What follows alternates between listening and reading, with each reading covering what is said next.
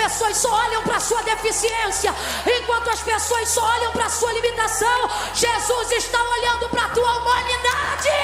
Ele te entende. Ele te entende. Aonde as pessoas só veem limites em nós, aonde nós só vemos os próprios limites, Jesus passa e vê nos limites possibilidades. Muitos olham para mim e dizem: ele é um prodígio. Aí Davi orava e dizia assim: mas tu sabes quem eu sou.